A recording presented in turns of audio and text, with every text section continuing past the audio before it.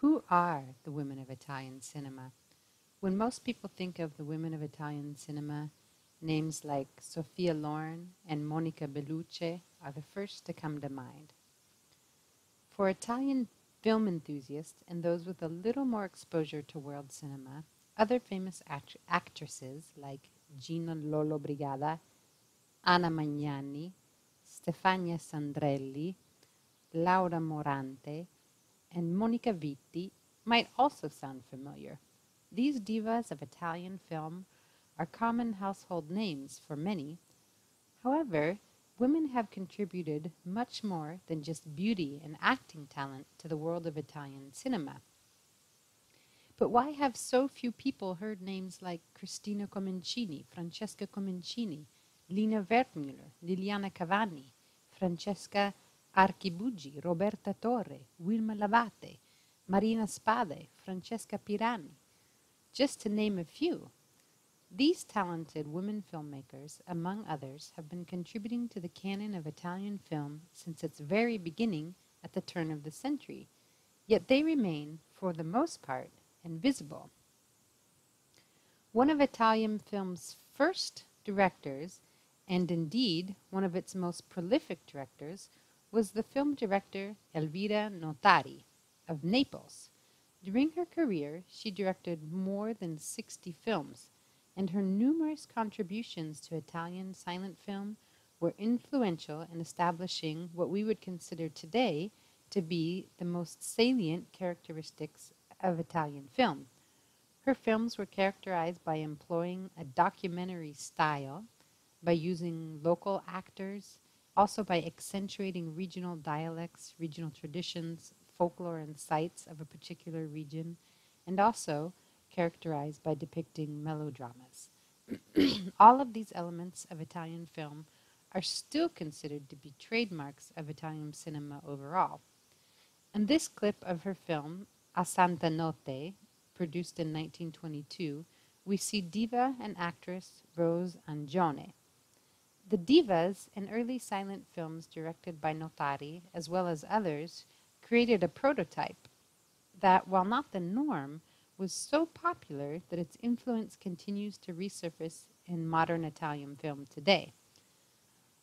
Though many other roles existed for women in early Italian film, like the rebel, the spy, the brave heroine, the sister, the tomboy, the glamorous and highly sexualized divas are the most remembered and perhaps the most revered. The diva expressed sexual allure that was not socially acceptable in Italy at that time, and a diva was characterized by an imposing body shape, excess sexuality, hyperfemininity, emotional gestures, and an exotic, seductive, and wild physicality. From its very beginning, Italian film has portrayed an abundance of prostitutes and sexually active, non-married women, which seems to directly contradict the conservative Catholic nature of Italian society. The silent film era divas also contributed to the formation of the star system that we are so familiar with today. In the star system, actors or actresses are idolized and used in publicity for films. For an example, films may be marketed as the newest Sophia Loren film or a Monica Bellucci classic. In association with the diva phenomenon and the star system for promoting films, Italian directors have typically hunted for new stars in theater companies, sports events, and beauty contests. Simply having the right look was what put and still puts many young actresses on the road to success in their acting careers. While Italy hosts an abundance of successful divas and actresses, as well as many prominent and internationally recognized male directors like Roberto Benigni, Pierpaolo Pasolini, Federico Fellini, Vittorio De Sica, Luchino Visconti, Roberto Rossellini, Bernardo Bertolucci, Ettore Scola, Nanni Moretti, just to name a few, the successful woman film director is, however, a rarity. Let's see what some members of the Italian film film community, including women directors themselves, have to say about what prevents women directors in Italy from achieving success and status equal to that of their male counterparts, and even recognition equal to that of the actresses that dominate the screen. Francesca Archibugi has directed more than 15 films. She has won 19 film prizes and has been nominated for 14 others. She states, quote, "When you're a woman, they always tend to cut you down compared with a male director. That is, before they'll recognize your status as a person who has things to say, you have to work harder." End quote. Another prominent director, female director in Italy, is Marina Spada. She has directed 11 films, won 2 festival awards, and been nominated for 2 other festival awards. She states, quote, "Ours is a very chauvinistic environment, like them all. In film school, there are fewer women teaching than men, as is the case in universities, in parliament.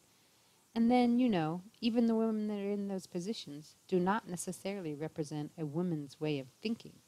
It really is a question of model. If you don't have female role models, for years the women in power have had men as role models." End quote.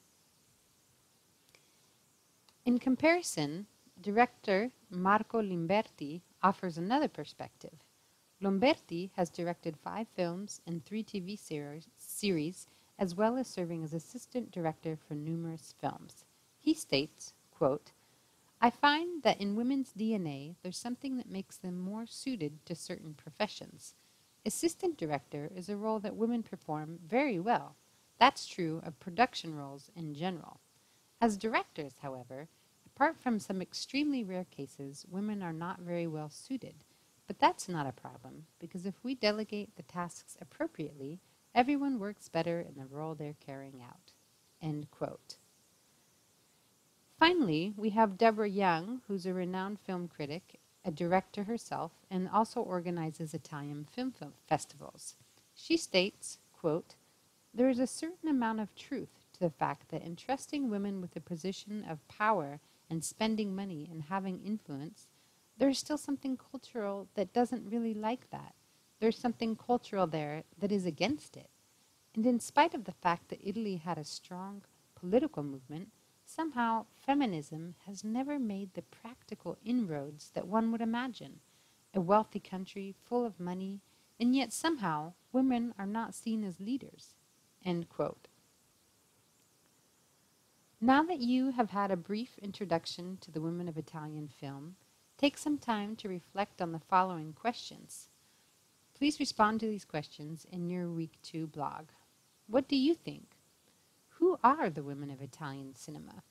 What are divas, and why do you think they were so popular? Why would a conservative Catholic country like Italy have a highly sexualized film tradition? Why does it matter, or not, that women play the role of directors alongside men? How might women portrayed in films reinforce or challenge traditional gender roles? I hope you've enjoyed the presentation, and I look forward to hearing your responses to these questions in your Week 2 blog. The final film in this presentation is the bibliography. Thank you.